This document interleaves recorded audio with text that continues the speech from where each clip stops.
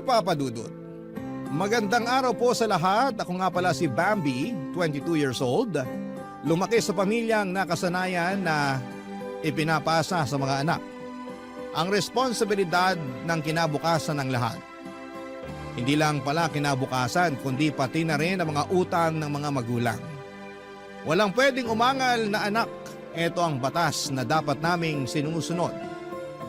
Tatlo kaming magkakapatid. Ang panganay naming si Kuya Leon ay 40 years old at ang ikalawa naman ay si Ate Joy, 30 years old. Si Kuya Leon ang inatasang tumulong at bumuhat sa aming pamilya. Naramdaman niya yon lalo na noong namatay ang tatay namin may 10 taon na ang nakakaraan. Maayos naman ang pasahod kay Kuya Leon, kaya lang ay wala na halos natitira sa kanya dahil napupunta nga madalas ang kinikita niya sa napakalaking utang na naiwan sa amin mula nang namatay si tatay. Marami ring niloan si nanay dahil sinubukan niyang magnegosyo pero walang pumatok. Kaya nadagdagan pa ang utang na binabayaran namin. Dagdag pa nga riyan ang mga bayarin sa pang-araw-araw. Hindi mareklamo si Kuya Leon at ni minsan ay hindi namin siya nakitaan ng ayaw na niyang magsustento sa amin at magbayad ng mga naging utang ng mga magulang namin. Palibasa nga ay naturuan kaming sumunod sa nais ng mga magulang namin. Halos lahat naman ata tayong mga Pilipino, hindi ba? Kaya lang isang araw ay paunti-unting nagbago ang lahat. May nabubutas sa bahay sa paglalahad ko ng kwento namin sa inyo. Malalaman nyo kung paano yun nagsimula ang mabutas ang batas ng bahay namin at sino ang makagagawa ng pinakamalaking butas na yon sa aming pamilya. Muli magandang araw at sana ay may matutunan kayo sa ibabahagi kong kwento tungkol sa aming pamilya, Papa Dudut.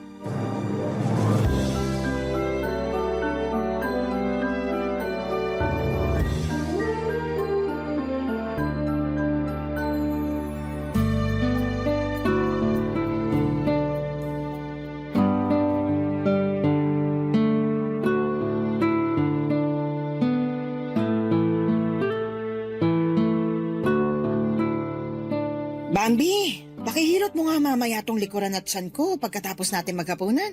Magpatunaw muna kayo, Nay. Saka ko kayo hihilutin. Nako, sa edad ni nanay na 60, baka bukas pa yan matunawan. Baka gusto mong tunawin kita sa mundo. Pag ganitong kinakabag ako, wag mo akong mabiro-biro, Joy, ha? Ikaw naman kasi, Ate Joy. Hintayin mo munang matapos ang dalaw ni Nanay bago ka magbiro. Dinadatnan ba si nanay? Naniwala ka talaga, Kuya Leon? Tigilan nyo na nga yung pagbibiro tungkol sa akin. Magseryoso na kayo. May kailangan tayo pag-usapan. Minsan na nga lang ako makakatawa. Biglang seryoso agad ang usapan. Mahihirapan kang tumawa sa mga sasabihin ko. Pag-usapan na lang natin mamaya pagkatapos natin maghapunan, Nay. Gusto ko pa magkaroon ng gana sa kinakain kong bopis. Balik ulit tayo sa pagjo-joke sa dalaw ni Nanay. O kaya, kung bakit next year pa siya matutunawan? Magseryoso na, hindi na ako natutuwa. Ay, tungkol na naman po ba to sa pera? Tama ba? Lahat naman tungkol sa pera. Kaya nga sabi ko sana mamaya na lang pag-usapan. Hindi magandang dinadaanan ng mga pagkain ng mga usapan tungkol sa pera. Tama naman yon. Paubos na rin naman to kinakain natin. Mas magandang mamaya na lang pag-usapan ng pera. Maiintindihan ng kanin at bopis kung bakit kailangan na natin pag-usapan ito. Sige na nga. Kakagat na kami. Anong meron? Kumuha ako ng lupa sa probinsya ng lola nyo. Ano? May masama ba sa sinabi ko? Bakit kayo kumuha ng lupa nang hindi man lang muna nagsasabi sa amin? Lalo na sa akin. Nagkakaubusan na kasi ng mga lupa ngayon. Kaya nung sinabi sa akin ng pinsan ko na merong nagbebenta ng lupa ron sa amin, kinuha ko na. Pwede naman daw hulugan. Hindi niyo pa yung binayaran? Kahit down payment wala pa kasi malayong kamag-anak naman natin ang nagbenta kaya ayun, nagtiwala sa akin. At kaya nyo ba to sinasabi sa akin ngayon kasi naniningil na ng down payment. Kailangan na raw bago matapos tong buwan. Akala ko po ba okay lang kahit walang down payment? Kailangan na rin daw kasi nila yung pera eh. Tsaka para mabawasan na yung babayaran natin sa susunod. Nay, alam nyo naman po may utang pa tayong binabayaran. Pakalahati pa lang ang nababayaran ko. Tapos ngayon magdadagdag na naman kayo ng bagong babayaran ko. Sana man lang hindi niyo muna kinuha ang lupang yun. Tama naman si Kuya Leon, Nay. Hindi praktikal na kumuha ng panibagong babayaran ngayon. Mas mainam kung tatapusin muna yung binabayarang utang ni Kuya bago kayo magdesisyon na kumuha ng lupa. Ano bang hindi tama ron? Praktikal nga na kumuha ako ng lupa. Hindi naman habang buhay uupa tayo. At hindi habang buhay kasama ko kayo. Alam ko, balang araw, aalis na rin kayo sa poder ko at bubuo na ng sarili ninyong pamilya. Gusto ko lang ng sarili kong lupa na mapapatayuan ng bahay para kahit iwan nyo na ako ron, ayos na ako. Total, doon din naman talaga ang punta ko. Alam kong abandonahin nyo rin ako. Dinaan nyo na naman kami sa ganyan, Nay. Nangonsensya pa nga. Pag ikaw pinost ni na Kuya Leon sa Facebook. Hindi ka dapat nakikisali sa usapan, Bambi. Wala kang nayaambag sa bahay na ito. Sorry po, Nay. Sinusubukan ko lang naman pong magbiro para hindi na bumigat lalo yung usapan. Hindi ko kailangan ng biro mo. Ang kailangan ko, manahimik ka. Para akong sinampal sa sinabi ni nanay sa akin, Papa Dudut. Oo, at wala pa akong ambag. Lalo't patapos pa lamang ako sa pag-aaral. Si Kuya Leon din ang nagpapaaral sa akin at si Ate Joy naman ang nagbibigay ng baon sa akin. Walang trabaho si nanay, nasa bahay lamang siya at inaasikaso kaming magkakapatid. Kaya parang napahiya ako na sumabad sa usapan dahil alam kong wala pa akong naitutulong sa pamilya namin. Natahimik na rin ako noon, ganon din sina Kuya Leon at Ate Joy. Nakatungo lamang silang dalawa habang nilalaro na lamang ang natitirang pagkain sa mga plato nila. Patuloy pa rin si nanay sa pagbibida sa kagandahan ng pagkakaroon ng sariling lupa. Nainis lamang ako nang biglang madula si nanay at sinabing magandang makabili kami ng property para may ipamukha sa mga taong nang da-down sa amin. Pangyabang lang pala, para lang may mapatunayan. Nakakainis talaga, Papa Dudut. Pagkatapos ng hapunan, pumasok na si Ate Joy sa kwarto namin. Si nanay na ang naghugas ng mga pinagkainan dahil good mood ito. Nagawa na kasi niyang mapapayag si Kuya Leon tungkol sa lupang kinuha niya. Ako naman ay nasa sala lamang at nagmamasid kay Kuya Leon na nasa bahay lamang or sa labas ng bahay. Nakabukas ang pintuan kaya nakikita ko kung paano siyang palakad-lakad at tila malalim ang kanyang iniisip. Sinulyapan ko si nanay at busy pa rin po ito sa paghuhugas. Kaya naman tumayo na ako sa pagkakaupo sa sofa at lumabas para puntahan si kuya. Sinarado ko ang pintuan para hindi marinig ni nanay ang magiging usapan naming magkapatid. Papa Dudut.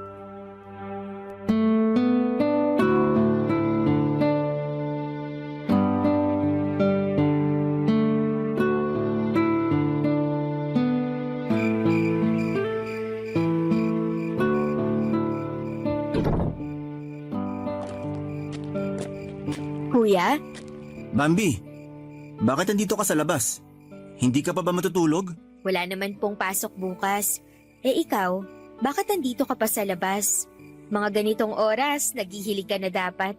Hindi ako makatulog. Dahil ba sa naging usapan yun ni nanay kanina? Kasali na yun. So meron ka pang ibang iniisip? Marami. Dumagdag lang sa bigat yung sinabi ni nanay tungkol sa lupa. Baka naman pwede pang umatras si nanay dun sa pagbili ng lupa. Total, sabi niya naman, wala pa siyang inaabot na bayad. Hindi aatras si nanay, sigurado ako. Pag may gusto siya, gagawa talaga siya ng paraan para ipakuha sa akin yun. Tama ka rin naman.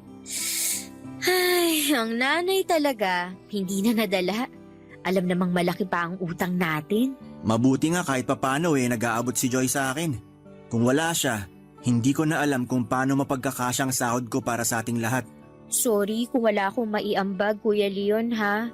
Magmamadali na lang ako makatapos para makapag-abot na rin ako. Hindi mo naman kasalanan. Dapat nga hindi talaga tayo nagbabayad ng utang na yun eh. Pero wala naman tayong magagawa. Sino pa bang ibang aasahan ni nanay? Anong plano mo na ngayon, Kuya? Paano mo mababayaran yung lupang kinuha ni nanay? Sa totoo lang, hindi na yan ang pinakamalaking problemang iniisip ko ngayon eh. Meron pang iba? Dahil na naman ba kay nanay? Ano na naman bang ginawa niya? Hindi tungkol kay nanay. Tungkol sa girlfriend ko. Parang alam ko na kung ano yan. Naiinip na siya. Gusto na niya magpakasal kami. para makabuo na kami ng pamilya. Nag-aalala na siya kasi 35 years old na siya. Baka raw mahirapan na kaming makabuo sa edad niya. Gusto mo na bang magpakasal? Kaya mo bang magtago ng sikreto? Oo naman, kuya. Wag na wag mong ipagsasabi to, lalo na kay nanay, maski na kay Joy. Promise, ano ba yun? Gusto ko na lang magpakasal para makatakas na sa responsibilidad ko sa pamilya na to. Ay, Dismayado ka ba? mas doon ako kinakabahan. Kasi kung aalis ka na at mag-aasawa, paano na kami? Ay, alam niyo naman kayo ang dahilan ko kung bakit alanganin akong pakasalan ng girlfriend ko. Kahit lagi na niya akong tinatakot na hihiwalayan, hindi ko pa rin kayo magawang pabayaan. Pero nakakatukso lang kasi natakasan na kayo para makapagsimula naman ako. Naiintindihan kita, kuya.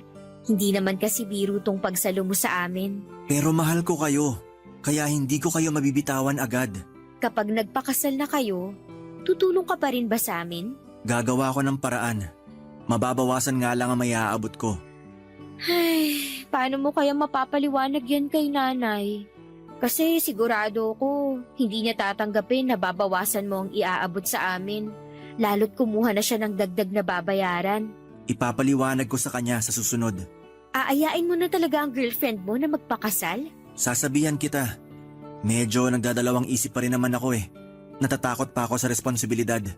Nakakatrauma tong iniwang problema ni tatay sa akin.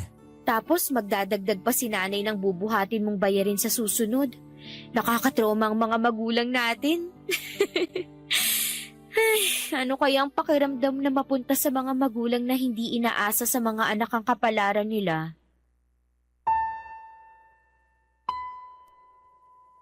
Ano nga kayang pakiramdam? Yon ang naging paulit-ulit na tanong ko hindi lang kay Kuya Leon kundi pati na rin sa sarili ko. Aminadong malaki ang inggit ko sa mga kaklase ko, ang mga magulang kasi nila papadudot ni minsan ay hindi humingi ng piso sa kanila. Natahimik nga si Kuya Leon sa naging tanong ko. Sa pananahimik niya ay naramdaman ko ang bigat na dala-dala niya. Kung ang ibang mga magulang ay pinamamanahan nila ng pera at ari-arian ng kanilang mga anak, kabaligtaran naman ang mga magulang namin sa amin. Pinamanahan kami ng mga utang at ibang mga gastusin. Naawa tuloy ako kay Kuya Leon lalo't siya ang panganay at siya ang may pinakamalaking responsibilidad sa amin. Hindi pa nakatulong na siya ang lalaki sa amin. Dahil sa kanyang kasarian, siya tuloy ang inatasan para maging bagong padre di pamilya sa amin. Anong takas niya roon? Pinalipas lang namin ang halos 15 minutos na pananahimik bago kami nagpasya na pumasok sa loob ng bahay.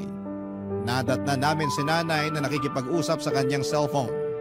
Kausap nito ang isang kasamahan niya sa simbahan.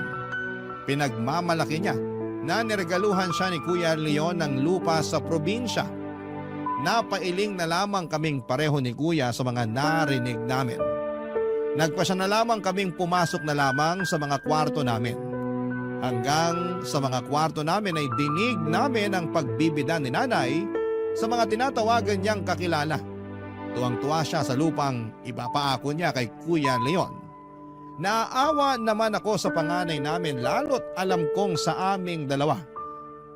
Siyang higit na nakakarinig sa mga sinasabi ni nanay dahil halos kadikit lang ng salang kwarto niya. Napatanong na lamang ako, paano kaya makakatulong noon si Kuya? Paano siya makakatulog noon ngayong naririnig niya ang panibagong pabigat sa kanyang likod, Papa Dudut? Barangay Love Stories. Barangay Love Stories. Papa Dudut, panay pa rin ang pagsabi ni nanay tungkol sa down payment sa lupang kinuha niya. Hindi pa rin makapag-abot noon si Kuya sa kanya para sa lupa. Sinabi niyang naiayos na niya ang budget para sa mga pangangailangan namin at hindi pa niya maisisingit doon ang para sa down payment ng lupa. Bilanggit pa nga niya na kailangan niyang magtipid dahil patapos na ang pag-aaral at malaki ang gagastusin bago ako makapagtapos. Ayos lang na ginawa niya rin akong dahilan para hindi siya mag-abot ng pang-down payment ni nanay sa lupa. Kahit gamitin pa niya akong rason sa ibang mga gustong ipabili ni nanay ay ayos lang talaga sa akin, Papa Dudut, para matigil na rin si nanay sa pagkuha ng mga bagay na hindi naman kayang bayaran ni Kuya. Pansin ko na tumanda lalo ang itsura ni Kuya Leon dala ng stress kay nanay. Panay na rin ang iwas niya sa amin ni Ate Joy. Nakakahalata man si Ate Joy sa mga pinagdadaanan ni Kuya Leon pero pinili niyang huwag na lamang abalahin pa si Kuya. Tulad nga ng dati, inobserbahan na lamang niya si Kuya Leon at si nanay. Hanggang isang araw ay napansing bago si Ate Joy kay Kuya Leon. Alam kong may nabatid ito na naobserbahan niya kay Kuya Leon. At mukhang tama nga na merong pasabog si Kuya. Sinabi niya yon habang nasa kalagitnaan kami ng hapunan. Masarap ang hapunan namin noon. Bumili si Kuya sa paboritong fast food ni nanay ng pritong manok at palabok. Hindi pa niya sahod pero nagawa niyang ibigay ang pagkain na gusto ni nanay. Doon mas lalong nakatunog si Ate Joy. Kahit masarap ang pagkain, alam niyang mahihirapan siyang lunukin yon sa mga sasabihin ni Kuya Leon, Papa Dudut.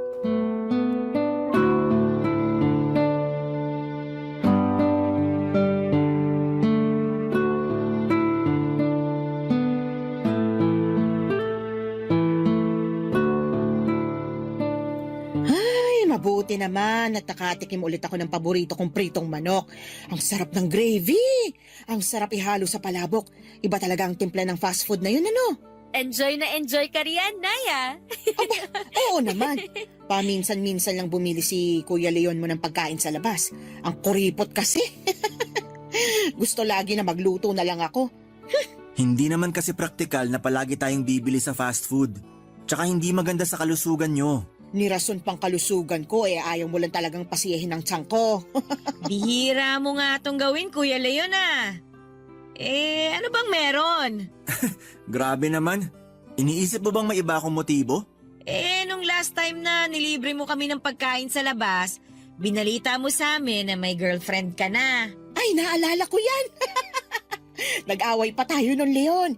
Binigla mo ako Isipin mo, nagnobya ka bigla nang hindi man lang iniisip kung anong magiging epekto nun sa budget natin dito sa bahay. Matagal na yon, Nay. Nairaos ko pa rin naman kayo kahit nagkaroon ako ng girlfriend. Pakiramdam ko nga yung nobya mong madalas na nakikinabang sa ekstrang pera mo. Siyang madalas na pinapakain mo ng pritong manok at palabok. Nakakaselos naman. Siya nga itong nanlilibre sa akin palagi kasi alam niya ang sitwasyon ko rito sa bahay. Ay mabuti naman. Kami lang dapat ang makikinabang sa sahod mo, no? Si nanay talaga, pasmado ang bunganga. Kumain ka na nga lang dyan. Baka mamaya tumigil na si Kuya Leon sa panlilibre sa atin. Sige ka. Baka nga tumigil na rin siya sa pagsusustento sa atin. May gusto sana akong sabihin. Ko, sinasabi ko na nga ba Nagpasya na po kami ng girlfriend ko na magpakasal. Talaga? Matutuloy na? Masaya ako para sa inyo, Kuya. Anong masaya? Hindi mo na naman pinag-iisipan yung sinasabi mo, Bambi. At mas lalong hindi mo pinag-isipang mabuting desisyon mo, Leon. Matagal ko na po napag-isipan to, Nay. 40 na ako. Nasa tamang edad na ako para magpakasal. Kahit 40 ka na, hindi ka pa rin dapat magpakasal. Alam mo namang buhat mo pa kaming pamilya. Gagraduate na tong si Bambi. Hindi mo man lang matiis na wag munang ikasal bago magsuot ng toga tong bunso nyo. Ako na lang po ang gagawa ng paraan sa gastusin sa graduation ko para maikasal na si Kuya. Ilang beses ko bang sasabihin sa'yo, Bambi, na hindi ka pwedeng sumali sa usapang ganito? Kapag hinintay ko bang makapagtapos si Bambi, pwede na ako magpakasal? Paano naman ang lupa na kinuha ko? Paano ang down payment doon? Sinasabi ko naman sa inyo na bitawan nyo na habang hindi pa tayo nakakapaghulog. Bakit ko bibitiwan? Gusto ko ang lupang yon. Gusto ko na tuloy makuha agad yon dahil dyan sa pagpaplano mong mag-asawa na. Tama lang ang desisyon ko talaga. Iiwan nyo rin ako. Kaya kailangan ko na rin ng sariling lupa para makapagpatayo ng bahay ko. At sino naman ang inaasahan yung magpapatayo ng bahay para sa inyo? Mabuti at sumabat ka sa usapan. Kasi kung ipipilit ng Kuya Leon mo na magpakasal, alam mo na kung sinong kukuha ng responsibilidad niya. Huwag niyo naman sanang idaan sa ganitong usapan, Nay. Kailangan ko bang mangonsensya talaga dahil lang sa pagpapakasal ko? Pinili mo ang iba kesa sa aming pamilya mo. Kainin ka sana ng konsensya mo. Napatayo na lamang sa hapagkainan si Kuya Leon at naiwan kami ni Nanay at Ate Joy. Tahimik lamang kami ni Ate Joy at inoobserbahan ko si Ate Joy. Hindi niya alam kung ano ang mararamdaman. Hindi niya alam kung ano ang unang mararamdaman at makakaramdam ba muna siya ng sama ng loob dahil ipapasa na sa kanya ang isang bagay na hindi pa siya handa. O makakaramdam siya ng awa kay Kuya Leon dahil matagal na rin namang inako ni Kuya ang lahat ng obligasyon. Binaling ko naman kay Nanay ang atensyon ko pagkatapos kay Ate Joy. Parang hindi naapektuhan si Nanay sa mga emosyon ng mga anak niya na lumabas sa usapang yon. Doon ako nakaramdam ng lungkot. Hindi ko nga naipagtanggol man lang si Kuya. O di naman kaya ay madepensahan ang sarili ko. Para akong parte lang ng audience noon at hindi dapat makialam sa mga aktor dahil makakasira lamang ako.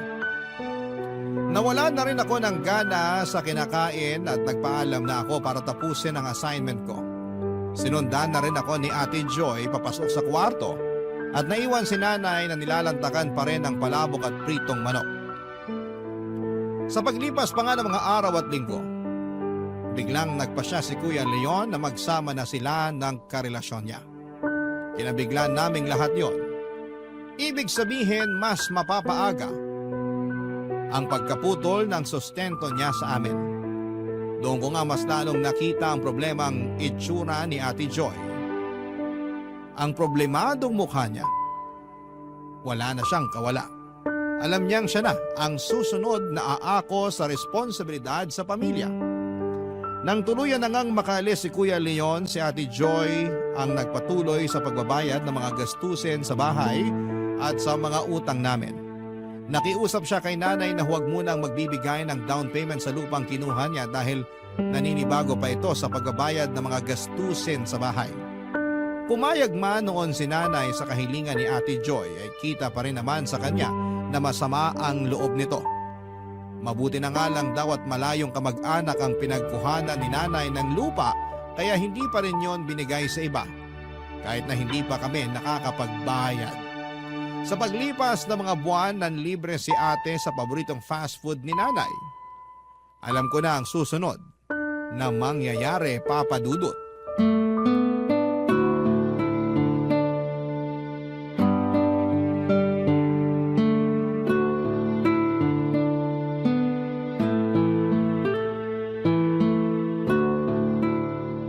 Saan daw ba pumunta si Nanay? Lalamig na tong pritong manok at palabok, oh. Alam mo namang mabilis kabagin nyo kapag makakakain ng malamig na palabok. Sabi niya dadaan lang daw siya sa simbahan para makausap si pastor. Magkukumpisa na ba siya sa mga ginawa niyang kasalanan sa ating magkakapatid? Ikaw talaga, ate. Ang lalim na ng galit mo kay Nanay, ah. Ikaw ba namang biglayin sa mga obligasyon eh? Pero naiintindihan kita. Kayo ni Kuya Leon. Parehas tayo. Naiintindihan ko rin naman si Kuya Leon kung bakit mas pinili na lang niyang magpakasal. Ate, Ano yun? may dahilan ba kung bakit may pritong manok at palabok ngayon sa mesa natin? Bakit ka biglang bumili ng paborito ni Nanay? Masama bang maging mabuting anak? Yung anak na nanlilibre kahit walang okasyon at rason? Nakakapraning na kasi kapag may pritong manok at palabok. Pakiramdam ko may ibabalita kayong hindi maganda palagi. Tapos maha-high blood na naman si Nanay. Akong bahala. Bambi! Andito kami na sa kusina. Aba, totoo ba itong nakikita ko? Pritong manok at palabok? Asan ang gravy? Nasa lababo po, Nay. Teka at kukunin ko. Nakalimutan naming ilagay dito sa mesa.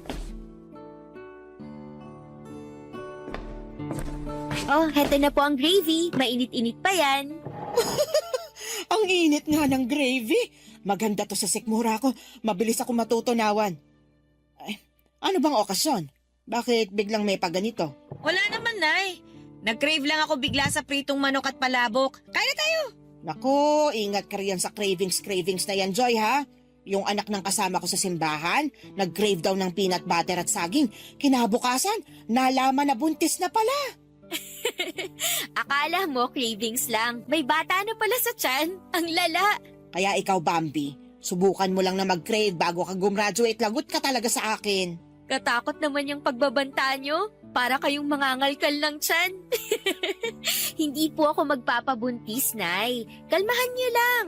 Gagraduate akong single at regular ang monthly period. Ay, mabuti naman. Kumain na tayo. Ako ba, Nay? Hindi niyo ba ako tatanungin kung bakit bigla akong may cravings? Huwag mong sabihin... Magiging lola na kayo! Magiging tita na ako! Buntis ka? Sigurado ka? Nagpa-check up na po ako. Mahigit 1 buwan na akong buntis. Alam mo na ba kung babae o lalaki ang magiging pamangkin ko? Hindi pa, pero sigurado akong tao to. Sana babae para... Tumahimik ka, Bambi. Nay, ano po bang masama sa sinabi ko? Basta tumahimik ka na lang para makapag-isip ako kung paano sa sermonan tong ate mo. Nay, anong mali naman sa nangyari sa akin? Blessing po ito para sa akin. Alam niyo ba kung gaano kahirap magbuntis sa edad ko? Blessing sa'yo? Parusa sa akin. Nay, paano naman naging parusa sa inyo yun? Hindi ko naman pinapaako sa inyo magiging anak ko. Pero tatapusin mo na rin ang pag-ako sa responsibilidad mo sa amin. Kaya nga siguro blessing to para sa akin. Lahat na lang kayo gumagawa ng paraan para talikuran ako. Hindi naman namin kayo tinatalikuran, Nay. Magsusustento ka pa rin ba kahit magkakaanak ka na? Sabihin mo nga sa akin. Susustentuhan ko kayo hanggang makatapos si Bambi. At pagkatapos nun, tapos na ang obligasyon ko sa inyo. Paano ang lupa ko? Sa unang pagkakataon ay hindi nakakain si nanay ng paborito niyang pritong manok at palabo. Kahit umuusok pa sa init noon ng gravy, hindi pa rin niya magawang ibuhos sa palabok para lantakan. Sa unang pagkakataon din ay masayang nakakain si Ate Joy at ganado niyang nilantakan ang mga nasa mesa. Pinaalam pa niya kay nanay ang gravy na kung pwede sa kanya na lamang dahil lumakas ang paglilihi niya roon. Nakatulala lang si nanay sa lababo. Alam kong pinoproblema niya noon ang lupang gusto niyang makuha. Hindi rin ako makakain noon kahit gaano kasarap ang chicken na paborito ni nanay na nasa harapan ko. Hindi ko magawang damputin yon at ilagay sa bibig ko. Bigla kong naramdaman ang pagkawala ng gana ni Ate Joy nang ibalita ni Kuya Leon na magpapakasal na siya. Umikot lang sa akin ang lahat. Hindi na nga nakakain pa si nanay at dumiretso siya sa kwarto at hindi na nagpaalam pa sa amin. Sinubukang makipagkwentuhan ni Ate Joy sa akin pero nagpaalam ako sa kanya. At sinabing aayusin ko lang ang huling mga assignment ko sa klase. Hinayaan naman ako ni Ate Joy na pumasok na sa kwarto. Patuloy pa rin siya sa pagkain at siya na rin ang umubos sa pagkain ko. Pagkapasok ko sa kwarto ay sinubukan kong buklatin ang notebook ko para simulang gawin ang assignment ko. Pero hindi makapag-focus ang utak ko roon. Lumilipad ang utak ko sa pag-iisip kung paano ako kaagad makakahanap ng trabaho pagka-graduate ko at kung paano ko mapagkakasya ang sahod ko sa pagbabayad ng utang namin at pagsusustento sa pangangailangan sa bahay. At paano kung isingit muli ni nanay ang tungkol sa lupa na gusto niyang mabili? Paano ako makakaangal gayong mag-isa ko na lamang at wala ng kakampi? Dahil aalis na si Ate Joy sa bahay oras na makapagtapos na ako sa pag-aaral. Maya-maya pa ay nagkaroon na ng laman ng notebook ko. Yun nga lang ay mga luha yon. Dala ng takot sa haharapin kong responsibilidad para sa pamilya ko, Papa Dudut. Barangay Love Stories. Barangay Love Stories. Papa Dudut, mabilis na lumipas sa mga araw at nakapagtapos na ako sa pag-aaral at masaya na si Ate Joy na makakawala sa obligasyon niya. Napilitan akong maghanap kaagad ng trabaho pagkatapos ko sa pag-aaral. Hindi naging madali yon at nakiusap pa ako kay Ate Joy na kung pwedeng humingi pa ng 1 buwang palugit sa sustento at pagbabayad ng utang namin bago siya tuluyang makagraduate sa responsibilidad sa amin. Pumayag naman siya. Naawa rin kahit papaano. Sa loob ng 1 buwang yon ay sinikap kong makahanap kaagad ng trabaho at sa awa naman ng Diyos ay nakahanap naman ako pero hindi ganong kalaki ang sahod. Sinabi ko yon kay nanay at malungkot na lang niyang tinanggap ang katotohanan na hindi ko pa agad mabibili ang gusto niyang lupa. Nawala na halos ng gana si nanay sa akin. Ako na kasi ang last card niya sa pamilya para iahon si nanay sa hirap. Hindi pala ganon kadali. Pinakamahirap pa sa akin dahil wala nang ibang susunod sa akin para akuin ang responsibilidad sa bahay. Tinipid ko ang sahod ko sa abot ng makakaya ko. Hindi ko hinayaan na magkaroon ako ng cravings o pangunahan ng inggit kapag nakikita ko ang mga katrabaho ko na nabibili ang mga gusto nila para sa sarili nila. Hindi ako nagkaroon ng kaibigan sa trabaho dahil umiiwas akong gumastos sa tuwing nagkakayayaang lumabas. Diretso, uwi ako lagi. Nagkakasya ako sa mga tira-tirang ulam namin sa hapunan para gawing baon kinabukasan. Kaya ko naman yon. Ang hindi ko lang kinakaya ay ang pangpe-pressure ni nanay para mabili ko na ang lupang gusto niya. Muli na naman niyang binanggit yon habang naghahapunan kami, Papa Dudut.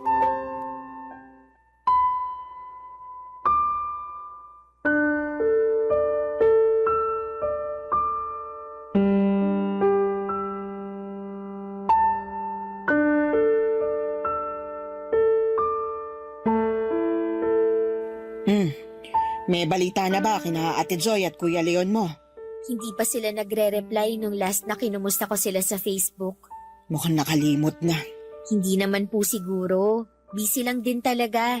Lalo malapit ng mga anak si Ate Joy. Tapos buntis na rin yung asawa ni Kuya Leon. Iniwan nilang responsibilidad dito sa bahay para bumuo ng panibagong responsibilidad sa labas. Ano bang klaseng pag-iisip yon? Desisyon naman po nila yon, Nay. At mula ngayon, makikinig ka sa mga desisyon ko para sa ikabubuti natin, ha? Huwag na huwag kang gagaya sa mga kapatid mo na tinakasan ako. Kahit gustuhin ko man, ako na ang last card sa pamilya na to. Anong last card? Wala po. Tapusin mo na nga lang yung kinakain mo dahil may pag-uusapan pa tayo mamaya. Tungkol na naman po ba yan sa lupa? Meron pa bang iba? Ang tagal nang naiatras ang pagbili ng lupang gusto ko. Nakakahiya na sa pagbibilhan ko. Kesa naman nakapag-down na noon, di baka naremata lang yung lupa ngayon dahil hindi talaga kayang bayaran. Panay nang tawag sa akin ng may-ari ng lupa. Hindi na mapakiusapan. Tinatakot na ako na marami na raw gustong bumili ng lupang yon. Di ibenta niya kamo sa iba. Sige, pasamain mo pa lalo ang loob ko. Pinaasa na nga ako ng mga kapatid mo tapos ikaw naman tong magpapagsak ng pag-asa ko. Sinasabi ko lang ang totoo at praktikal, Nay. Hindi ko po talaga kaya na bilhin ang lupang yon. Tingnan nyo ngang puro interes na lang ang nababayaran ko sa mga utang natin. Problema ko ba yon? Kung nakahanap ka sana ng magandang trabaho, di sana malapit na nating matapos ang utang natin ngayon. Hindi naman ganun kadali na makahanap ng malaking pasahod na trabaho, lalo't kakatapos ko lang sa pag-aaral. Maswerte nga po na nakahanap pa rin ako kahit fresh graduate ako eh. Sagot yan ng mga tamad magsumikap sa paghahanap ng mas maayos na trabaho. Tuwing day off mo kasi, huwag ka nang magkulong dito sa bahay. Kung hindi ako magkukulong dito sa bahay, mapapagastos lang ako sa labas. Hindi ko sinasabing maglamyerda ka.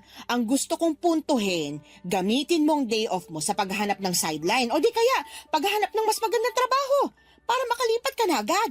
Hindi pa ako pwedeng makaalis sa trabaho dahil nakakontrata pa ako. Pwede namang takasan ng kontrata, uso naman mag-awol ngayon. Tinuruan niyo pa ako ng mali. Alam niyo namang pinapaganda ko pa ang pangalan at reputasyon ko.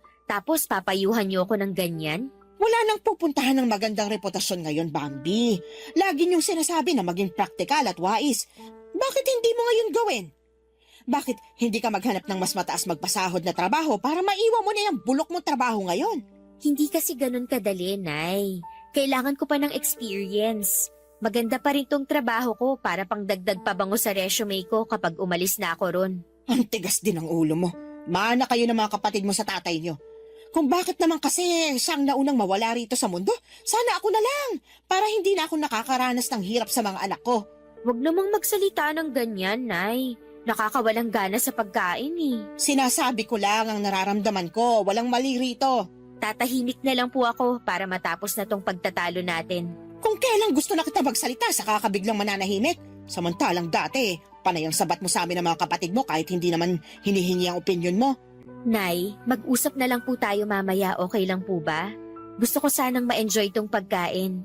Bigay respeto na rin sa grasyang natanggap natin. Kung tatahimik ako ngayon habang kumakain ka, maaasahan ko bang mapag-uusapan natin mamaya ang lupa na gusto ko? Oo na lang po. Doon na nasiyahan si nanay sa pinangako kong mapag-uusapan namin ang tungkol sa lupa na gusto niyang mabili. Ako naman tong nawala ng gana. Nakatingin na lamang ako sa plato ko habang nagko-compute kung kaya ko bang maisingit sa sahod ko ang lupa ni nanay. Para matigil na sana siya sa kakasermon at kakaparinig sa akin tungkol doon. Ang lungkot ko sa totoo lang. Wala nang mga kapatid ko na pwedeng kumampi sa akin. Kahit panayang message ko noon sa kanila ay ayaw nila akong replyan. Totoo nga kaya ang sinabi ni nanay na nakatakas na sila sa amin. Doon ako nasaktan. Dahil noong andon pa sila ay todo ang suporta ko sa mga plano nila.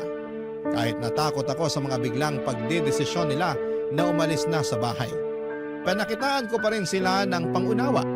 Pero bakit kung ako ang nasa ganong sitwasyon ay bigla silang nawala? Nasa na yung kapalit ng suporta at pangunawa ko sa kanila? Hindi na ba yon masusuklian pa?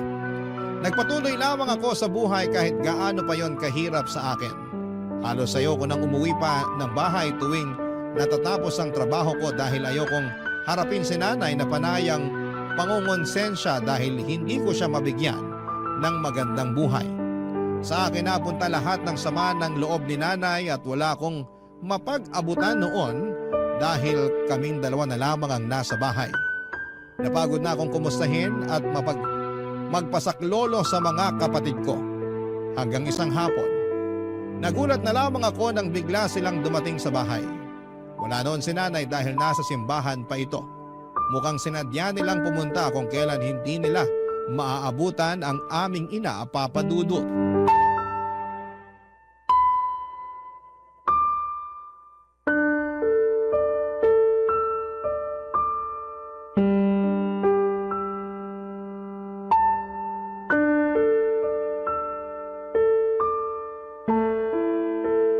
Kumusta ka na rito sa bahay natin, Bambi? Mabuti naman at nagawa niyo pa akong kumustahin. Nakita mo naman siguro sa mga post ko sa Facebook. Busy talaga ako. O sige, Nangayayat ka. Nagkasakit ka ba? malapit na. Huyog mo namang ipanalangin. Wag no? Kasi kung hindi, walang ibang aasahan si nanay. Kawawa naman siya. Kaya nga kami pumunta rito para tulungan ka. Nakapag-usap na kami ni Kuya Leon sa sitwasyon mo. Alam naming nahihirapan ka na. Hindi niyo alam kung gaano kahirap tong sitwasyon ko ngayon. Sa akin na binubunto ni nanay ang lahat ng sama ng loob niya sa inyo. Pero tandaan mo na bago ka, kami munang unang pinagbuntunan ng galit ni nanay. Kami ang unang inasahan niya sa lahat. Pero ako na ang huli at mas malaki ang pressure na to sa akin. Sorry kung umabot ka sa ganito ha. Wala namang may gusto nito eh. Kaya tumakas kayo. Oo, tumakas talaga kami. Kasi gusto namin magkaroon ng sarili naming buhay. Gusto naming ma-enjoy yung pinaghihirapan namin. At ako, wala akong karapatang gumaya sa inyo? Wala akong karapatang ma-enjoy ang pinaghihirapan ko? Kaya nga kami nandito para tulungan ka sa sitwasyon mo. Tutulungan niyo na ba akong magbayad sa mga utang natin? Mag-aambag na ba kayo sa lupa na gusto ni nanay? Yan ang malabo. Alam mo naman ngayon pa lang kami nakakabawi sa lahat. Eh di wala rin naman pala kayong maitutulong sa akin. Bakit pa kayo pumunta rito sa bahay?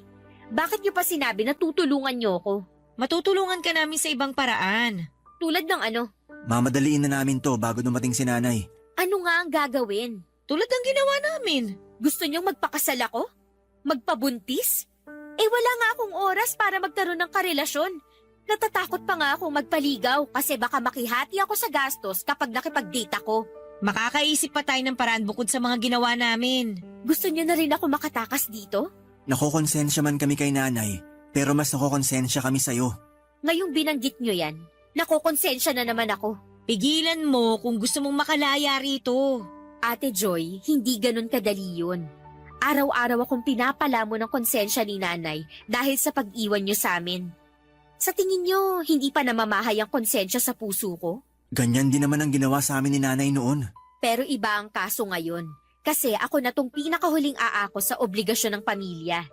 Hindi ko naman na kayo pwedeng asahan sa sustento dahil may mga pamilya na kayo.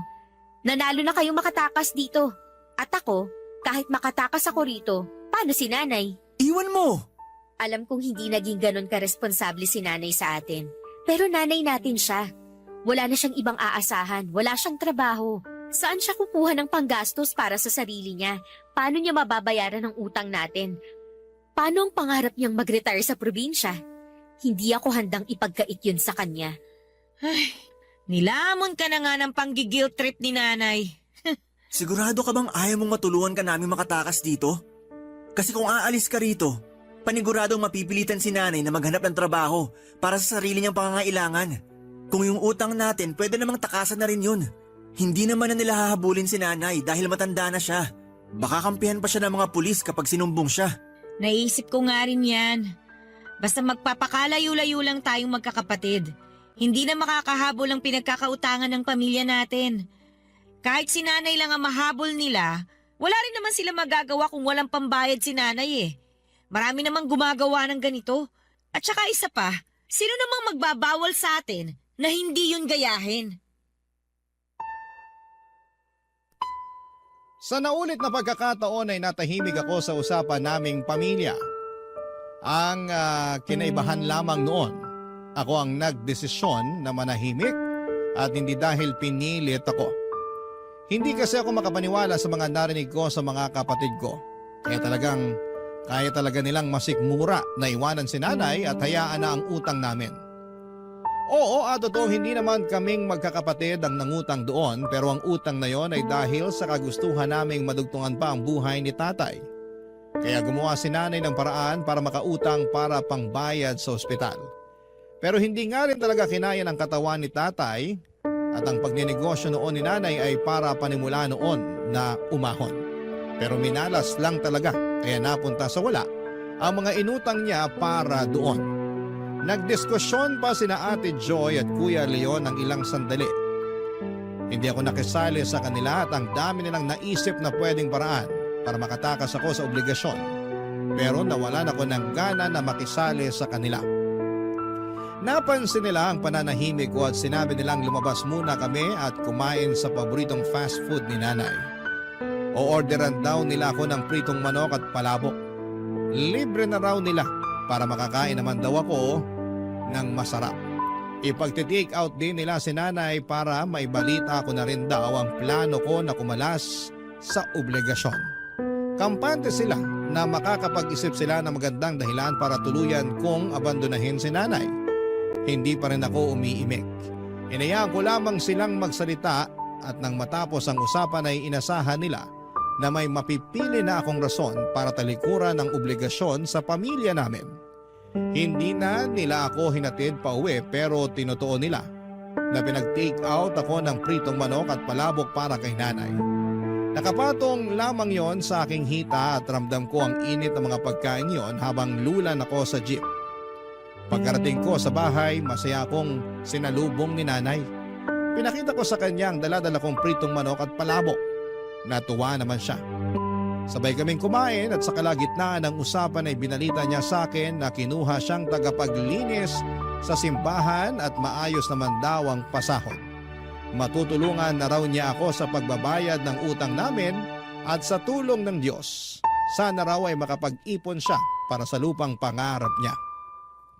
Napangiti ako at muling nagkaroon ng gana sa buhay. May katuwang na ako sa obligasyon sa pamilya. Hindi ko na yon aakuin ng mag-isa. Pero dahil sa sinabi ni nanay, mas na-inspire ako na tulungan siya para mabili ang lupa na gusto niya. Magtutulungan kaming dalawa, yun na lang ang regalo ko. Hindi lang kay nanay kundi pati na rin sa mga kapatid kong minsan ay tinulungan din ako. Maraming salamat po sa pagbasa ng aking liham at nakapaghatid sana ako ng maayos na araw sa inyong lahat sa nangungunang radio station ang Barangay LS 97.1. Ang inyong forever kapuso at kabarangay, Bambi. Dear Papa Dudut, may mga tao na todo-todo magmahal. Yung bang binansaga na silang martir dahil hindi nila magawang bitawan at iwanan yung taong iniibig nila. Pero sila rin yung mga tao na matiisin at mapagpasensya. Yun bang kahit paulit-ulit nang sinaktan ay nahahanap pa rin sa kanilang puso ang magpatawad. Hanggang ngayon ay naniniwala pa rin ako na kahit kailan ay hindi kahinaan ang magmahal. Bago po ang lahat ay tawagin niyo na lamang po ako sa pangalang Lala, 33 years old, taga Sariaya, Quezon. Pero dati ako nagtatrabaho at tumira sa Pasig. Programa ninyo, Papa Dudut, ang tumulong sa akin upang magkaroon ng libangan o mga panahong huminto na ako sa pagtatrabaho dahil nagkaanak na kami ni Roy. Nagkakilala kami taong 2019 noong nag-factory worker ako sa pinagtatrabahuhan niya, kung saan delivery truck driver naman siya. Tulad ng ibang love story ay mabilis kaming nagkapalagayan ng loob. At dahil pareho naman kaming single ay naging madali sa aming mapalapit sa isa't isa. Noong nabuntis ako ay tinira niya ako sa bahay ng nanay sedes niya. Pangako sa akin ni Roy na pag-iipunan niya ang pambukod namin. Umasa ako sa sinabi niya pero nagtatlong taong gulang na lamang ang anak namin ay hindi pa rin kami nakaalis sa poder ng nanay niya, Papa Dudut.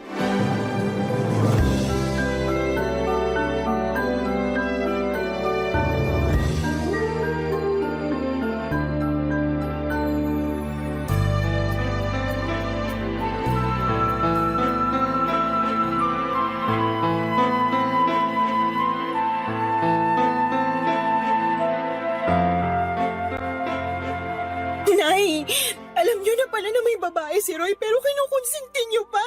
Ha? Ano konsinti ka dyan? Kilala niyo yung tinutukoy ko. Yung bagong salta na tindera dyan sa malapit na bakery na lagi niyong pinagbibilan ng pandesal. Nakalimutan niyo na siguro na nung isang araw ay kasama niyo kami ng anak ko na bumili doon tapos kinumusta ng babaeng yun si Roy. Kayo naman kung todo balita sa nangyayari sa kinakasama ko. Para yun lang. Paano mo naman naisip na babae nga yun ni Roy? Paano ko naisip? Siyempre, narinig ko kayo na nirereto siya doon. Bakit ka ba nakikinig sa usapan na may usapan? Huwag niyo na pong ibahin ang usapan. Oo, sige na. Babae nga ng anak ko yung tindera dun sa bakery. Sinasabi ko na nga ba? Pwede ba? Huwag kang matungal dyan na para kang baka. May ano pag-isipin ng mga kapitbahay natin? Isipin na nila kung anong gusto nilang isipin. Wala akong pakialam. Naku, kahit kailan talaga wala kang hiyain, no? Bakit? Kayo ba meron nun? Ano sinabi mo? Bastos ka! Kayo po yung mas bastos. Pag hindi talaga ako nakapagpigil, masasabunutan kita, Lala. Alam mo yung ugali mong ganyan? Yan yung dahilan kung bakit ayaw sa'yo ng anak ko. Kaya di na ako magtataka kung pinagpalit ka niya sa iba. Hindi naman ako magkakaganito kung hindi dahil sa anak nyo. Yan, yung pagiging maingay mo at palingkera yung madalas reklamo ni Roy sa akin. Yan po bang sumbong sa inyo ni Roy? Oo, lagi na lang malungkot yung anak kong yon. Mukhang depressed lagi kasi inaaway mo raw. Hindi totoo yan. Nag-iimbento lang siya. Ay, ginawa mo pa talagang sinungaling ang anak ko. Sinungaling naman po talaga yung anak nyo. Kanino pa ba siya magmamana? Eh di sa inyo rin na nanay niya. Aba, sumusobra ka na talaga, ha? Halika rito, para masabunutan kita. Aray ko, Nay! Nasasaktan mo Dapat ako! lang yan sa'yo. Di ba naman masyadong matalin ang dila mo? Sumusobra ka na talagang babae ka. Kayo po yung sumusobra. Kayo ni Roy. Dapat talaga iwanan ka na ng anak ko eh. Kung tutuusin, wala naman siyang mapapala sa'yo. Paano walang mapapala? Dahil ba wala akong trabaho? Kawawa naman ang Roy ko. Mag-isang kumakayot para sa inyo ng anak mo. Anak din po ni Roy yung anak ko. Apo nyo rin po, kaya ano po ba pinagsasasabi nyo dyan? Basta! Simula nang dumating kayo sa pamamahay na to, parang bumigat na ang pamumuhay namin. At kasalanan niyo yun. Kayo talaga ang malas sa buhay namin. Kaya huwag ka nang magulat kung isang araw, iwanan ka na ng anak ko. Papa Dudut, mag-isang anak na lalaki ng biyanang kong babae si Roy, kaya naman mahal na mahal niya ito. Bunso rin ito sa tatlong magkakapatid. Ang dalawang ate ng kinakasama ko ay may sarili ng pamilya at wala na sa poder ng nanay nila. Laging sinasabi ni Roy na nagdadalawang isip siyang umalis sa bahay nila dahil daw maiiwang mag-isa ang biyanang ko. Pero nahihirapan akong makisama sa ugali ng nanay niya na likas ang pagiging taklesa at pakialamera. Oo, may mga araw na magkasundo kami pero mas lamang pa rin yung hindi kami magkasundo. At kapag nangyayari yon ay mas pinipili ko na lamang na manahimik dahil nga nanay pa rin siya ng kinakasama ko. Pero sa isip ko, Papa Dudut, ay gusto ko pa rin bumukod kami para magkaroon ako ng peace of mind. Kaya lang nang dahil sa pambababae ni Roy at pangungonsinti ng nanay niya ay bigla akong nakaramdam ng pag-aalinlangan sa dibdib ko. Sa totoo lang ay 2 taon pa lang ang anak namin noon ay napansin ko na ang panlalamig sa akin ng kinakasama ko. Siyempre bilang babae ay meron tayong instinct na baka may iba na siyang kinakalokohan. Inoobserbahan ko lang si Roy dahil ayoko ma-stress masyado sa kanya. Magaling ang mister ko, kumbaga sa kriminal ay marunong siyang magtago ng mga ebidensya. Pero wala namang lihim na hindi nabubunyag at nadagdagan lang ang sama ng loob ko sa pangungonsinti ng nanay niya. Kaya nga hindi ko na napigilang sumabog ng araw na yon at manibugho, Papa Dudut.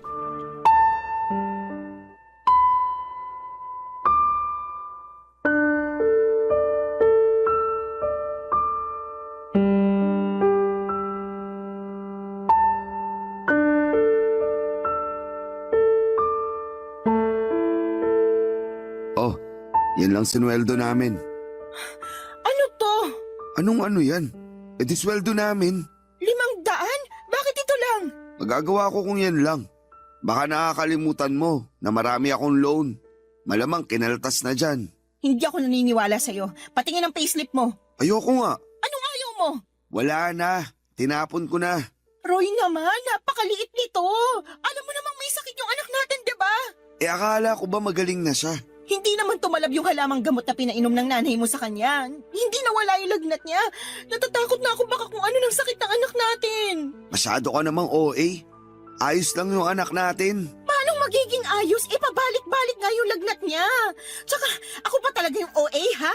Para ka namang hindi nag-aalala sa anak mo? Nag-aalala rin ako. Pero anong magagawa ko kung yan lang ang sinahod ko? Pagkasyain mo na lang. Dalhin mo sa public hospital o center yung anak natin. Doon mo ipa-check up. Baka nga makalibre ka pa. Sige, susubukan ko. Ganyan nga.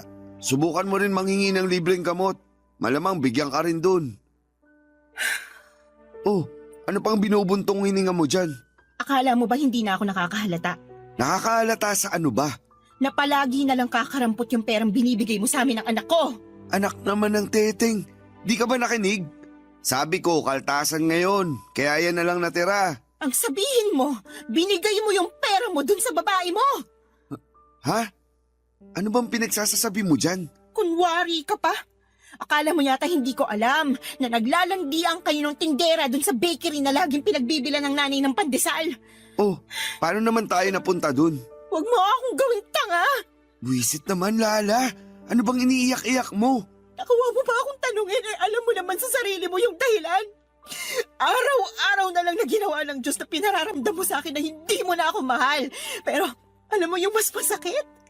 Pati yung anak mo na sarili mong dugot laman wala ka na rin pakialam.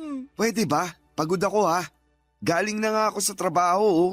Bad trip na nga ako na maliit sweldo ko tapos mas babad tripin mo pa ako. Galing daw sa trabaho, lukoy mo lelang mo. Aba, talaga naman. Akala mo talaga sa akin pinanganak kahapon ano? Tingnan mo nga, anong oras na? 12:00 na ng madaling araw. Sinabi mo sa akin kanina na tuwing gantong araw wala kayong delivery sa malayo. Kaya wag na wag mong maidadahilan sa akin na dun ka ginabi. Sabihin mo inuna mo pang pumunta sa babae bago umuwi rito sa bahay. Ay, nakakasira ka talaga ng ulo na babae ka. Dami mong alam. Dami mong satsat.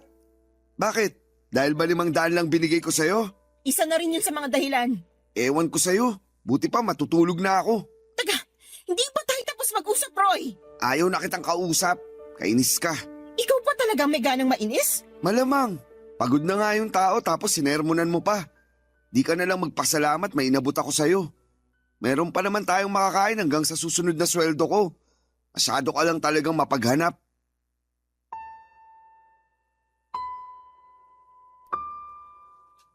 Papadudot, kahit na hindi aminin ni Roy na may iba siyang babae ay ramdam ko na meron talaga.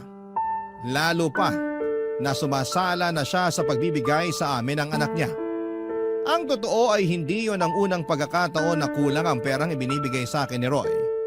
Maraming beses na, pero ewan ko ba sa sarili ko kung bakit mas pinili kong manahimik ng mga panahong yon. Pakiramdam ko tuloy ay nasanay na lamang si Roy kaya paulit-ulit na niyang ginagawa. Ewan ko rin kung bakit kahit na sinabi na ng nanay niya sa akin na babae niya yung tindera sa bakery na malapit sa amin, ay gusto ko pa rin na manggaling kay Roy ang pag-amin. Bagay na hindi naman niya ginawa, Papadudot. Sobrang sakit sa dibdib nang naging pagtatalo namin ng gabing yon. Hindi ko rin naman siya pinatulog kahit nagsabi na siyang pagod na siya. Dahil gusto ko siyang umamin sa akin na may babae nga siya. Kaya naman lumabas na lamang siya sa kwarto at narinig kong nagsumbong siya sa nanay niya, Papadudot. Pagkalipas ng ilang minuto ay kinatok ako sa kwarto ng biyenan ko at tinawag palabas. Noong nasa sala na kami ay doon niya ako sinermonan. Marami siyang sinabi na mga masasakit at hindi maganda sa akin, Papadudot. Halimbawa na noon ay masyado raw akong mapaghanap samantalang hindi naman ako ang nagtatrabaho. Sinabi rin niya na kung totoong may pinagkakagasosang ibang babae si Roy ay kasalanan ko naman daw dahil hindi na ako kaakit-akit sa paningin ng asawa ko. Ininsulto na naman niya ang katawan ko na masyado raw mataba kaya nagawa akong ipagpalit, Papadudot. Barangay Love Stories. Barangay Love Stories. Papadudot, akala ko ay kaya kong patawarin si Roy sa pambababae niya. Ang akala ko ay magagawa kong magpakamartir alang-alang sa binuo naming pamilya. Ang akala ko ay kaya kong isantabi na may kahati kami sa kanya pero hindi pala. Nasusuka ako sa isiping may sinisiping siyang iba bukod sa akin at nagagalit ako dahil wala siyang pakialam sa amin ng anak niya. Paulit-ulit niya akong tinatarantado. Alam din ng mga dati naming katrabaho at malapit kong kaibigan sa factory ang pagiging malapit ni Roy sa mga babae. Since hindi na ako nagtatrabaho doon ay silang nagbabalita sa akin kapag may kinakalokohang babae ang kinakasama ko. Ilang beses na rin nila akong ni-real talk na hiwalayan ko na si Roy. Pero hindi ko pa kaya. Dahil nga sa ayokong masira ang pamilya namin. Bukod doon ay ayoko ring lumaking walang kinikilalang tatay ang aming anak, Papadudot.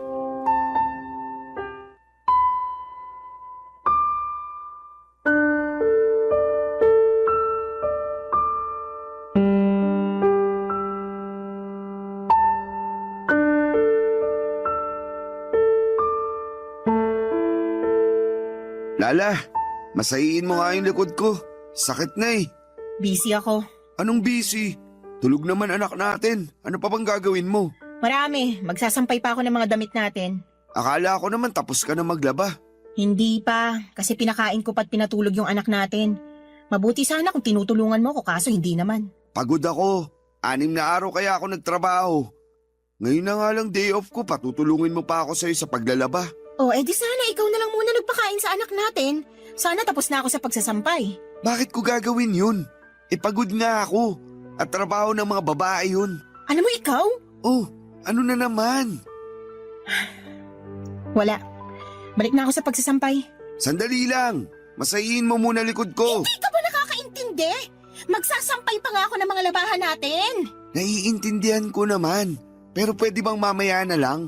Mamayain ko mukha mo eh. Bakit ka ba ganyan? Anong bakit ako ganito? Nakuha mo pa magtanong? Hindi mo ba halatang napapagod na ako? Kaya nga mamaya ka na magsampay. Masahiin mo muna ako. Wow ha? Akala ko naman pagpapahingahin mo ko. Yun pala uutusan mo lang din ako. Yan talagang ugali mo yung ayaw ko eh. Reklamador. Tapos magtataka ka kung bakit nagawa kong tumingin sa ibang babae. Ano sinabi mo? Sabi ko, reklamador ka.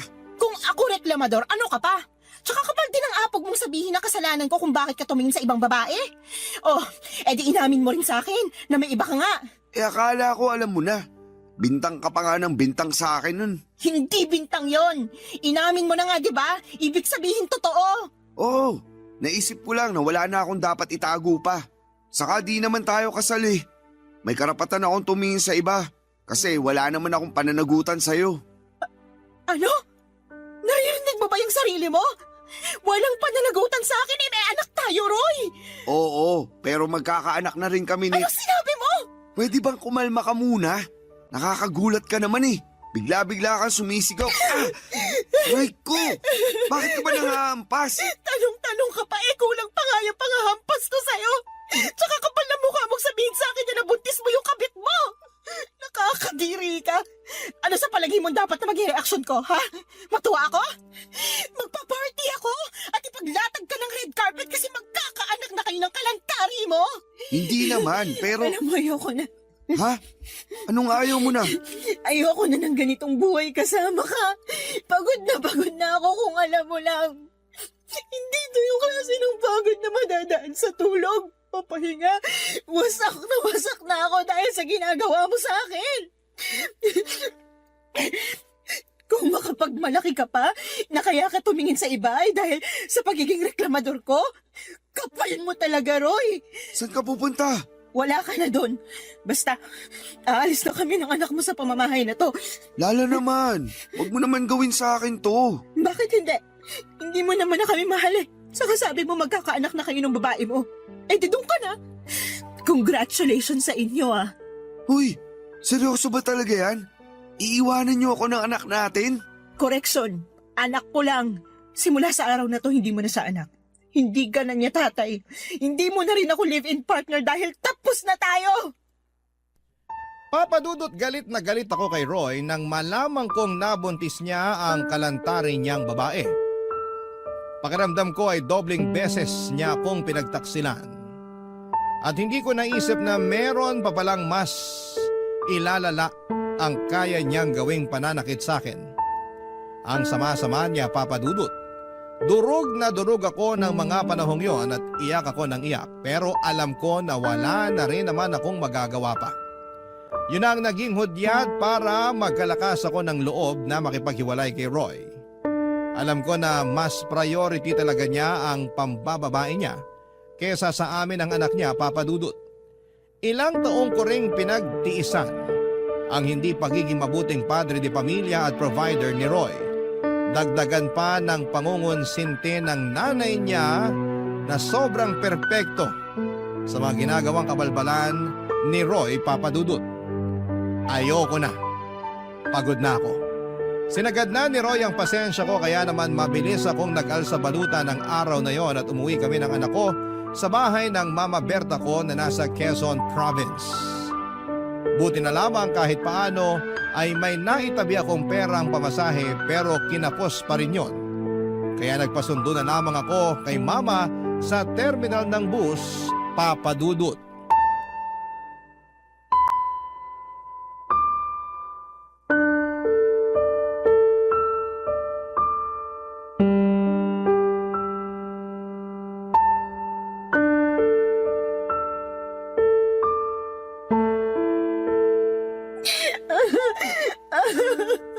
Kung hindi pa naman tinamaan ng lintik yung Roy na yan. Halika, samahan mo ako sa kanila dun sa Pasig. Puputulin ko yung pagkalalaki niya. Wag na po. Tsaka ayoko na rin pong bumalik sa kanila. Pwes, ako ang babalik para maipaghiganti kita. Hindi na po kailangan. Ayoko na po ng gulo. Ewan ko, hindi ako mapakali.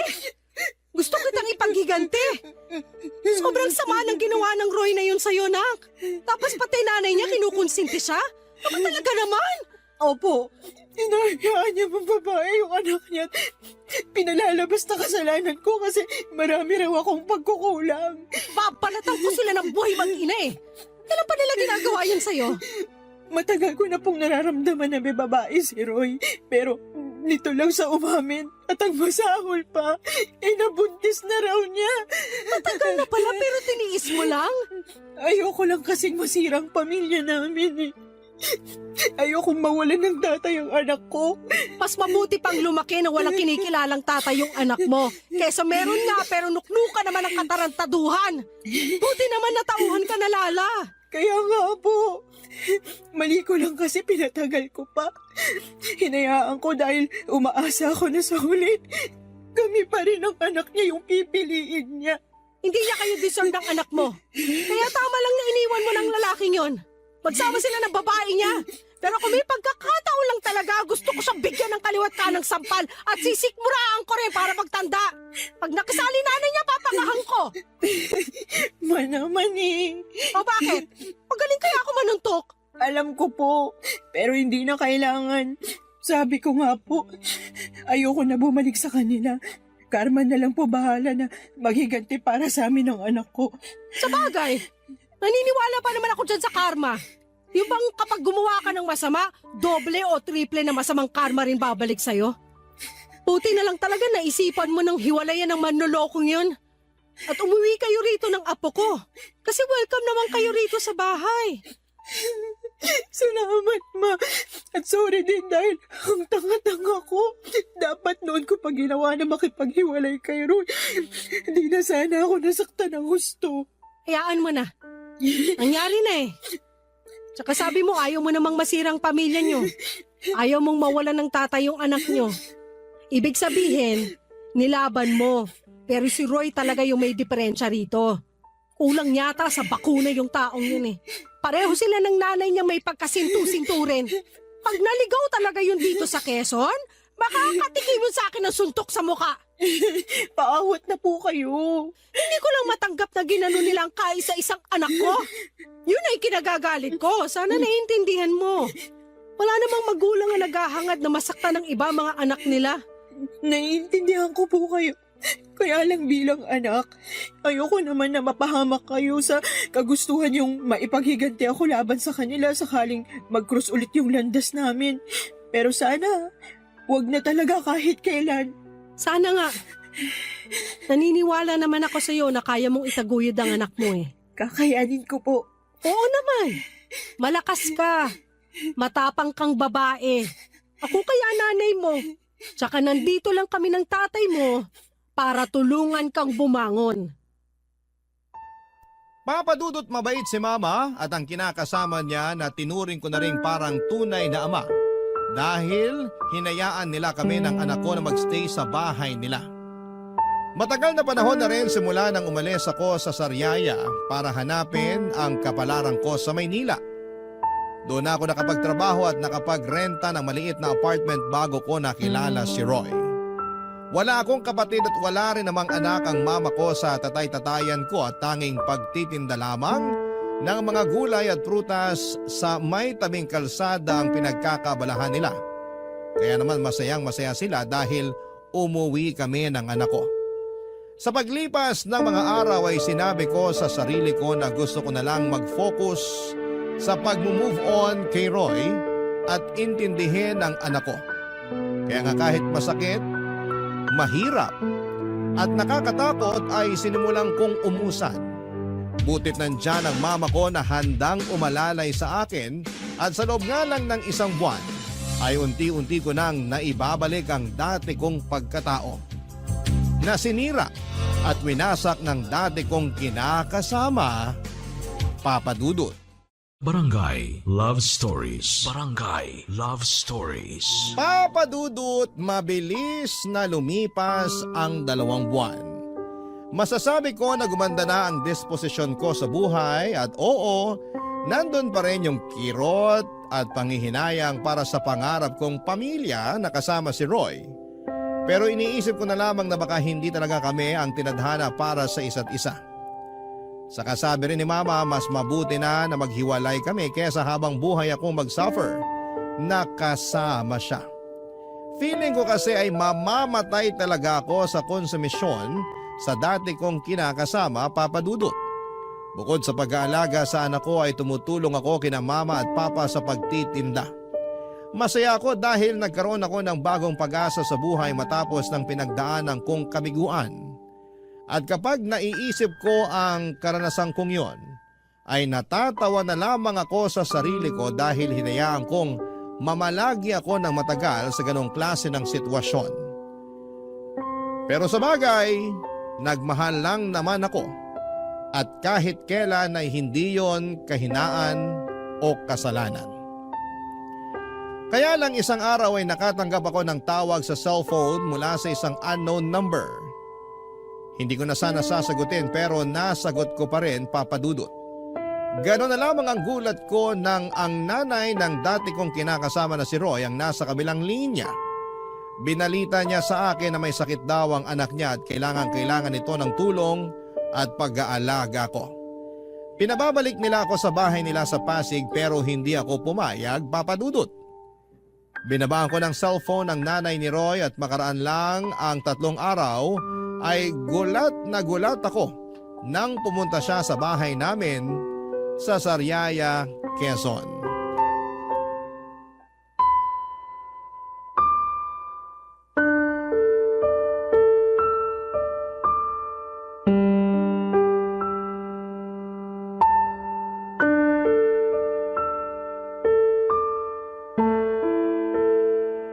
Nay, tuloy po muna kayo.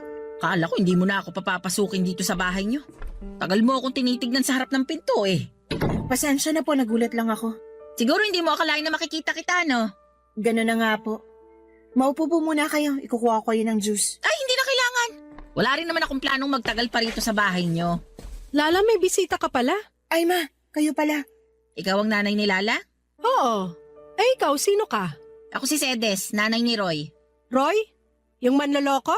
Hinay-hinay ka sa pananalita mo tungkol sa anak ko, ha? Ikaw ang maghinay-hinay. Baka nakakalimutan mo na sa pamamahay kita. Ay, talaga naman. Lala, pagsabihan mo nga yung nanay mo, sabihin mo, matutong rumispeto. Opo. Wow! Ako pa pala ang walang respeto rito, Sedes.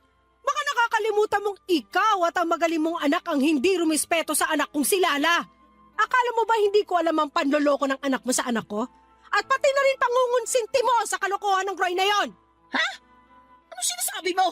Ma, huwag niyo na pong awayin si Nanay Sedes. Anong magawain na isa tong malakas ang loob pumarito sa bahay natin? Ano bang ginagawa mo rito, ha? Ano? Ito kasing anak mo si Lala. Kausap ko lang nung nakaraan sa cellphone. Pero binabaan ako ng tawag. Buti na lang alam ng anak ko kung saan yung bahay nyo. Kaya pumunta na ako. O bakit ka pumunta rito? Gusto ko lang pabalikin si Lala sa bahay namin. Kailangan siya ng anak ko. Ano ka mo? Tama ba yung narinig ko? Oo. Di pa naman siguro mahina ang pandinig mo, no? Hindi pa. At malakas pa rin ako manuntok. Mama naman, huwag niyo na pong patulan si Nanay Sedes. Eh nakakapiton yung matandang yan eh. Lakas na loob pumunta rito sabihin bumalik ka na rin sa kanila? Ang siniswerte lang? Nay, diba, sinabi ko na po na ayoko nang bumalik sa bahay niyo. Ayoko nang makita si Roy. Tapos na kami simula nang mabuntis niya yung babae niya. Nandun na tayo, pero may sakit yung anak ko. Kailangan ka niya. Hindi po akong kailangan niya. Doktor ang kailangan niya kung may sakit siya. Tumpak! Pampira naman, no, Lala. Hindi ka ba talaga mapapakiusapan? Hinahanap ka nga ng anak ko. Ang gusto niya, alagaan mo siya. Parang wala kayong pinagsamahan ng anak ko, ah. Bakit ako? Nasaan yung babaeng nabuntis niya? Doon siya magpaalaga, hindi sa akin. Tungkol sa bagay na yan, wala na. Hiwalay na sila matapos makuna ng babae. Kaya nga nagkasakit si Roy kasi nagluluksa siya sa namatay niyang anak. Oh, di ba? Ang bilis ng karma talaga. Ma, please, wag na po kayo magsalita dyan. Kaya ko na to. Sorry po, Nay Sedes. Pero, hindi ako tagapag-alaga ng anak niyo. Oo, nakakalungkot yung nangyari sa baby nila ng babae niya. Pero labas na po ako doon. Hiwalay na kami ni Roy, tapos na kami. Wala na rin akong responsibilidad sa kanya. Papa Dudut, galit na galit ang nanay ko na pinaalis ang nanay ni Roy sa bahay namin. Pero syempre naawa pa rin ako sa kanya dahil magulang lang din siya. Na nag-aalala sa kanyang anak, kaya lang ay desidido na akong hindi bumalik sa bahay nila para alagaan ang dati kong kinakasama. Tama na kami ni Roy at hiwalay na kami. At hindi rin naman ganong kadaling kalimutan ang mga ginawa niya sa akin pati na rin ang nanay niya. Sa isip ko ay napaka-unfair nila kasi pag sa hirap ako ang gustong kasama. Pero kapag sa sarap ay iba. Nakakagalit at alam kong hindi ko yon deserve. Kaya nga pinagdasal ko na lamang na sana'y gumaling si Roy sa kanyang karamdaman pero wala na akong plano na bumalik sa buhay niya. Masaya na ako kasama ang anak ko at ang mga tao na totoong nagmamahal at nagpapahalaga sa akin. Mabilis na lumipas sa mga araw at paulit-ulit pa rin akong tinetext ng nanay ni Roy na puntahan ko siya sa bahay nila para alagaan si Roy. Kesyo, hinahanap daw ako ng anak niya pero wala na akong pakialam pa. Kinatagalan ay tumigil na rin si Nanay Sede sa pagte-text sa akin. Siguro'y nagsawa na din o di kaya ay tinanggap na lamang niya ang desisyon ko. Nagdaan pa ang 1 buwan at lumuwas ako noon sa Pasig para magninang sa binyag ng anak ng dati kong katrabaho. Noong nasa bahay nila kami pagkatapos ng binyagan sa simbahan, nagulat ako kasi nandun si Roy na bigla na lang daw pumunta dahil sigurado raw siya na pupunta ako. At binalita niya sa akin na magaling na siya sa sakit niyang pulmonya, Papa Dudut.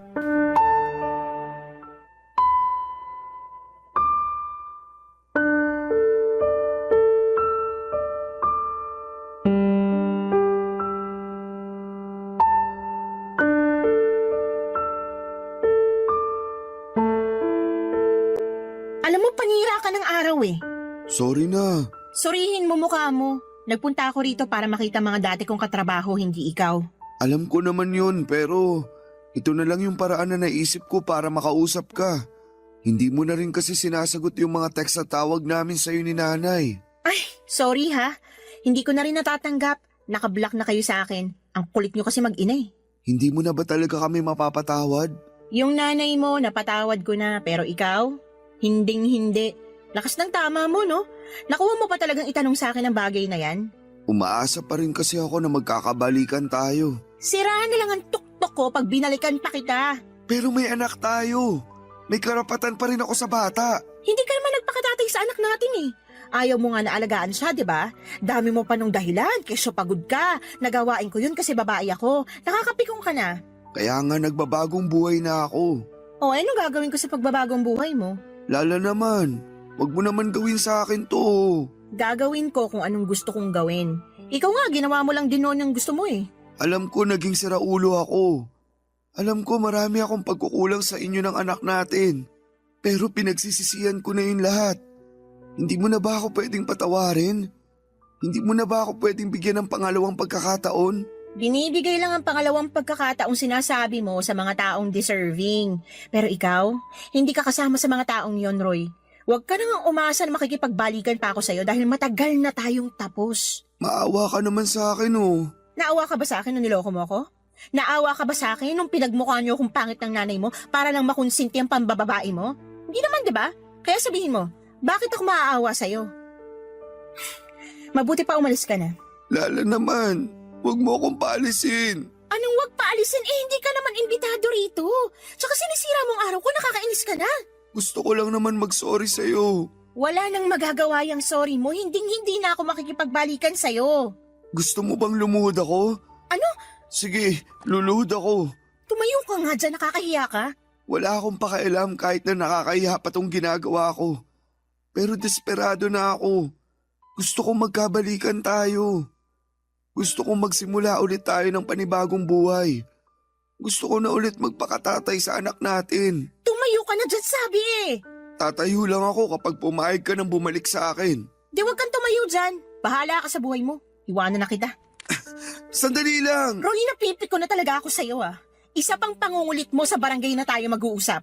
Sinabi ko na sa'yo na hindi na ako makikipagbalikan sa'yo. Pagod na ako sa relasyon natin. Ayoko na ulit mangunsumi sa'yo. Ngayon, kung totoo nga na nagbago ka na, eh di mabuti. Pero hindi ibig sabihin doon na natatapos yung mga kasalanan mo sa akin. Kung alam mo lang kung gaano kalalim yung sugat sa puso ko na kagagawan mo. Sana hindi na lang kita nakilala noon. Sana hindi na lang kita minahal.